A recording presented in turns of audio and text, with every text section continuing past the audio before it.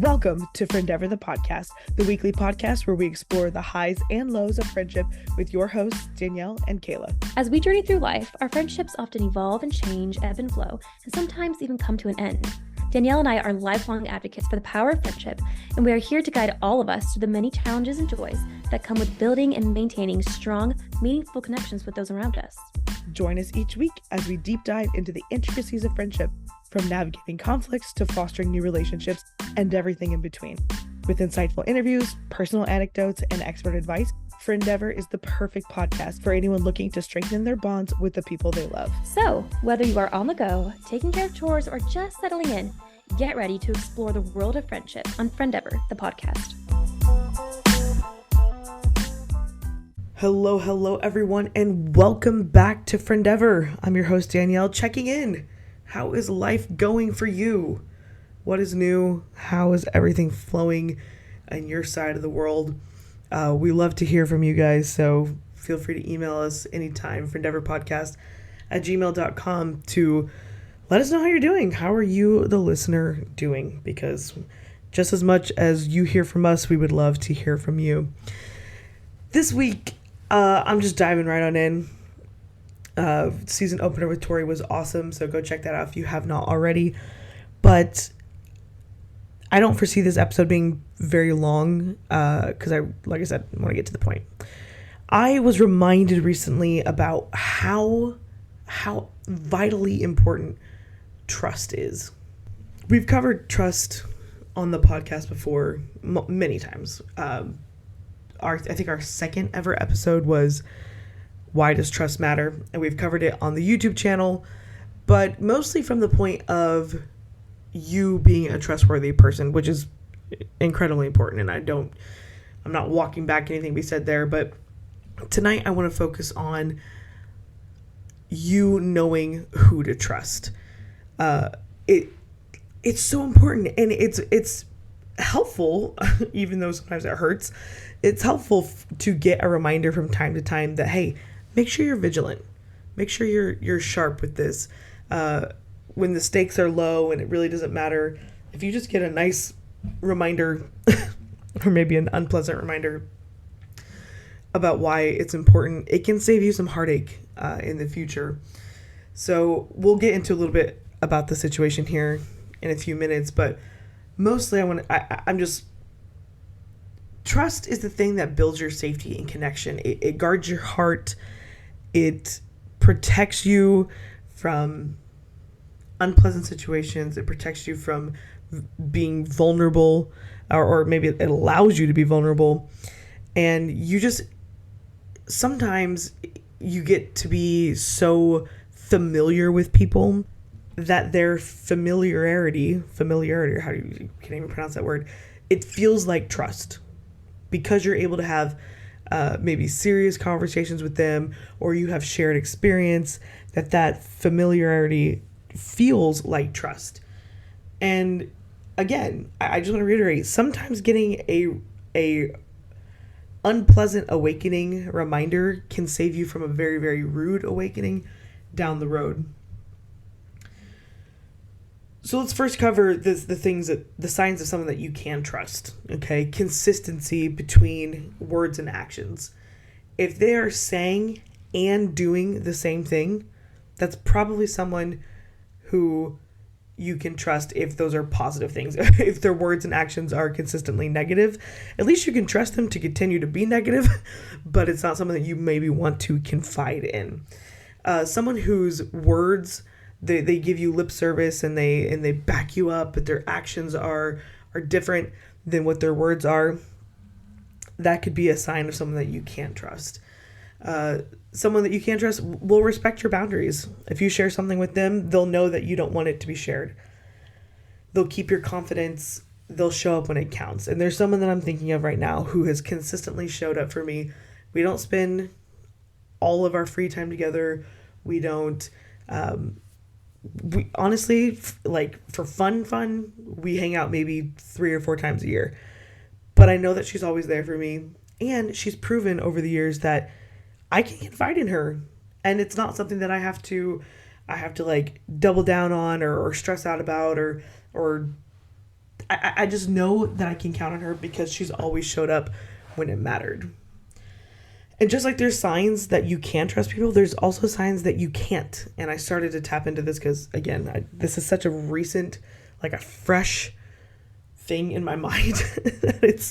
I want to get ahead of myself so bad.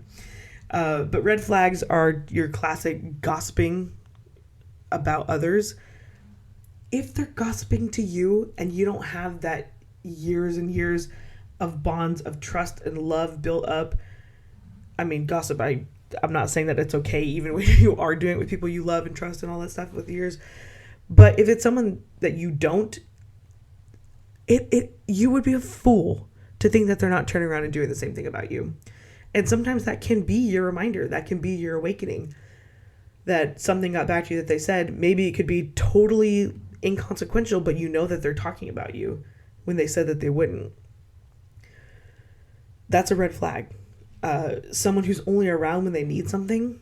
If they only reach out to you only to ask something of you. I try so hard that if I do need to connect with somebody and ask them for something, I try to build a relationship with them first. Not on a false front. Not that I was like, oh, I got to be nice to them so they'll give me something. But I just don't want to be texting someone once a year just because I need a reference letter, right? I want to be able to say, hey, you know me well enough. We've been friends. We've been colleagues, whatever, for long enough that would you mind doing me this favor?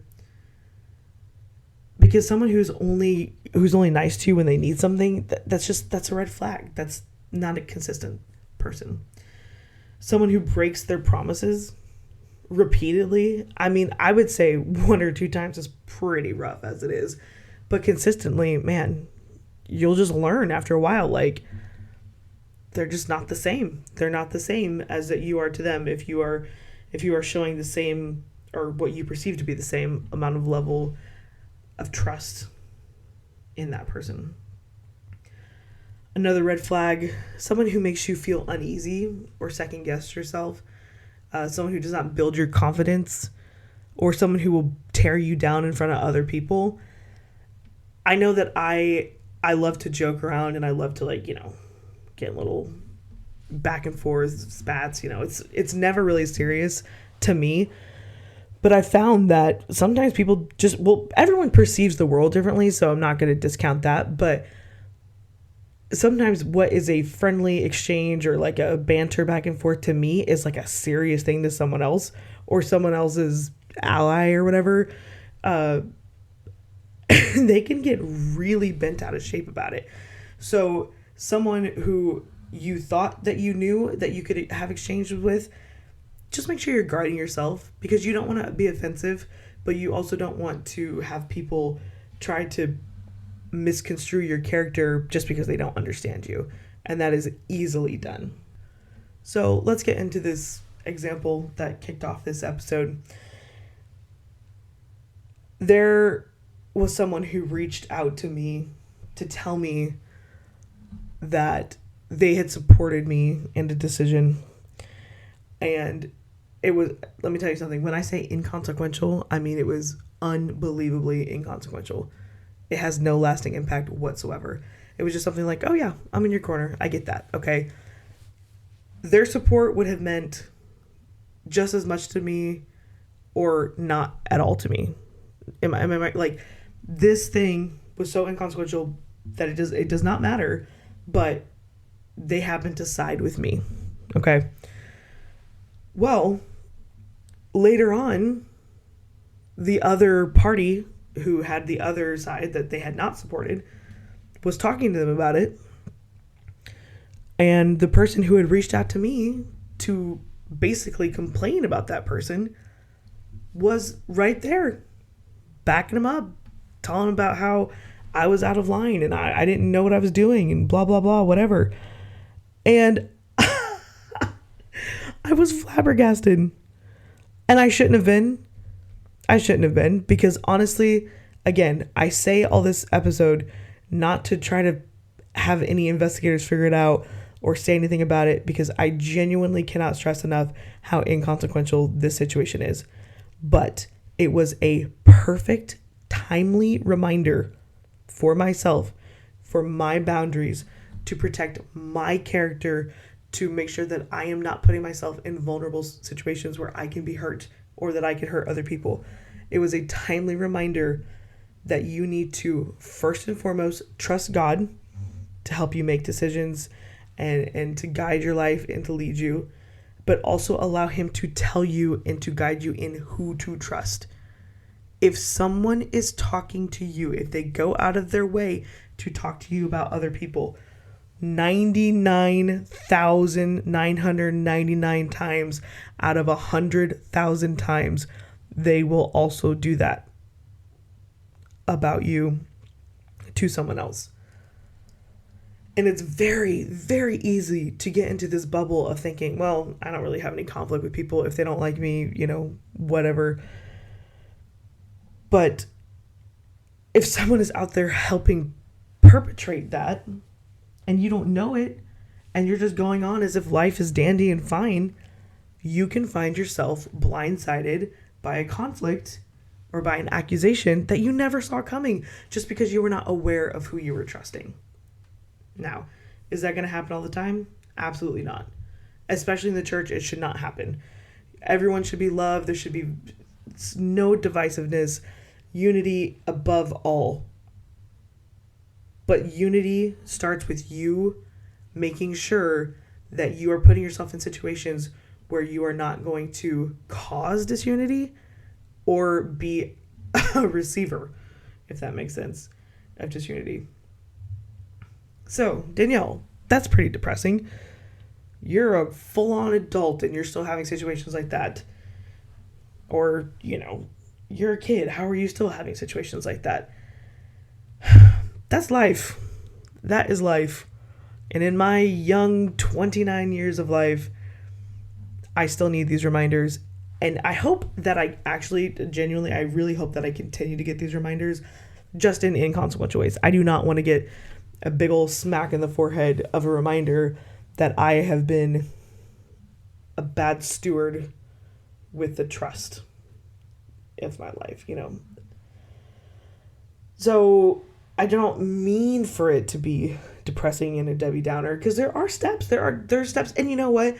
Even when someone breaks your trust, there are steps that you can put into place for them to regain your trust. You don't have to cut someone off just because they broke your trust. Start small. See how they handle the little responsibilities. I know for a fact, when I say a fact, I mean a fact, that person who I had trusted had done something similar before, but the other person, I didn't care at all. So it wasn't even like a mutual friend. This past situation was a mutual friend. But the person that she had told something to before was not a mutual friend. So I'm like, okay, well, showed your colors there, whatever. So the fact that I had even known that happened before should have probably been a reminder, but this one was definitely a reminder. So how do I move forward? How do I make sure that you can't just cut everyone off. You can't be an island. So I'm going to start small. I'll keep my distance for a while. Maybe not physically, but just, keep my mouth shut. Don't engage. It's very easy to get baited into conversations and engaging and providing fodder for the next time. Give the trust gradually. Make them earn it back. Not as some sort of like lording it over their head, dog, with holding a bone over a dog's head until they sit. But it's a matter of trusting yourself to be able to trust again. Because I would be foolish to just go right back to the way things were and have the same conversations that we had before and yada, yada, yada. Because the next time it could be so much worse. So, will I ever trust this person again? Yeah, I think that there will be a time that I will be able to get to some semblance of friendship trust, but it has been broken, even though it was inconsequential. And I just, they don't even know. They don't even know that this happened because they don't know that got back to me. But I will take it slowly and I will not give it all at once. Trust is earned. Okay, God is always trustworthy. He's the ultimate trustworthy authority. Your pastor, the man of God that he has put in your life, trustworthy. And really what all of this boils down to is discernment. Praying in the Spirit until you are so full of the Holy Ghost that if you get in a situation where your conversation turns southern, maybe not even in a full-on gossip way, but it just turns in a way that's like, it might not be this conversation's heading south. Like, we're not traveling down the freeway yet, but we got on the on-ramp pointed in the direction we shouldn't go. Discernment will allow you to know, got to back out of that. Can't be there. The Holy Ghost is telling me, hey, don't forget. You gotta guard your heart. You gotta guard your mind. You gotta guard your mouth. So, who in your life has proven trustworthy? And who is someone that you might need to, maybe they're not even broke it yet, but you've been a little too loose-lipped with them. Because it's so easy, especially when someone is validating you and giving you attention and seemingly caring about you. It's so easy to just run your mouth to them. Good, bad, and ugly. It's so easy. We are humans. We love to be validated. We love to be appreciated. And when someone even starts to give us those signs, if we are not careful and we are not discerning and we're not in the Holy Ghost, it would be so easy to compromise what we stand for, who we believe in. So I leave that with you tonight or today or whatever time of day you are listening to this, because here at Friendeavor, we are here for you 24/7. If you've missed an episode, hey, go listen to it. Tell us what you think. Reach out. If you have a situation in your life that is similar to this one, or you would love to chime in on this topic, I would be happy to plug it in a future episode, because I think it's so important, especially if you're an older person. And I say older, I just mean older than me, and you've got a life lesson you'd like to chime in. We'd love to hear it. Don't forget the Loneliness Project.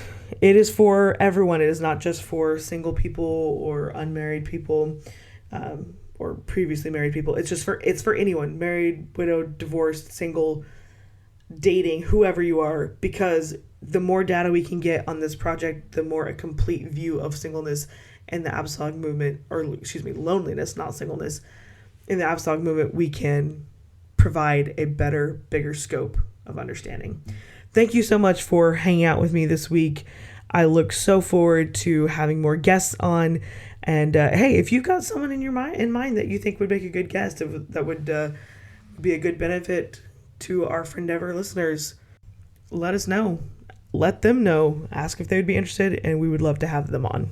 It's honestly kind of funny because I keep getting emails to the Friendeavor account of these fake people, like these scam people who like pretending to be doctors and philosophers and stuff who want to come on the podcast, which I think is hilarious. But we'd love to hear from real apostolic voices who have genuine on friendships and how they play such a huge pivotal role in the kingdom, and particularly expanding the kingdom and unifying the body and all that good stuff that comes together with it. I hope you have a fantastic rest of your week. Have good church the next time you have service, and we'll catch you next episode.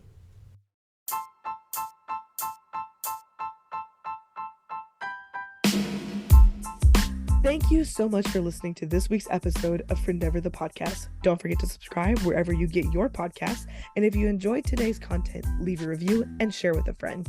You can find the show notes on our website, www.friendeavor.net, and in the description of this episode. Friendship is a journey. It's an endeavor. We'll see you next time on Friendeavor.